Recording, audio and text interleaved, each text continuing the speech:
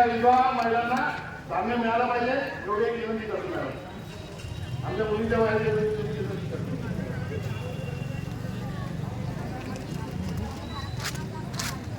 तर हे जे मुद्दे साहेब तसंच जे तालुक्यातले रावेर तालुक्यात अनेक गावांमध्ये जसं बोगली मी आज साहेब ठराविक मिनिटं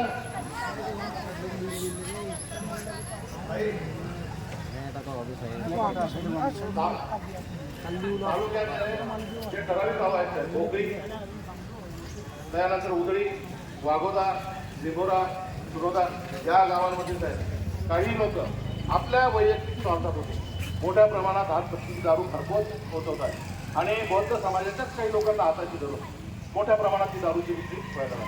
तर आमची विनंती आहे की जे दारू विक्री करणारे आहेत त्यांच्यावर भारतीय न्यायसंहितेचे मला 123 नुसार कारवाई झाली पाहिजे. आता ते मी मागं बोललो PI साहेबांची API साहेबांची म्हटलं साहेब ते 123 प्रमाणे कारवाई करा. बरं बहुतेक असं ते गुटखा वगैरे जे विकतात त्यांच्यावर केली जाते. आता म्हटलं गुटखा वगैरे जे विकतात त्यांच्यावर केली जाते म्हणजे आमची पदार्थ असतं. म्हटलं साहेब आज पट्टीत काय असतं तुम्हाला माहिती का?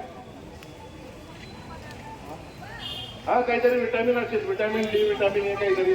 हा तर साहेब आमची एक विनंती की जे गुटखे असतात त्याच्यात विष असतं आणि जाणीवपूर्वक ते विष घ्यायचा प्रयत्न त्या गुटखा विक्री करणाऱ्यांनी केलेला आहे.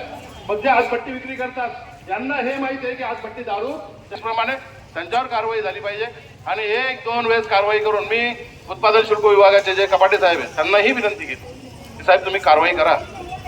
आता ऐनपूर गावात DYSP मॅडमांनी दखल घेऊन ऐनपूर गावातली बौद्धवाड्यातली दारू 100% बंद केलेली.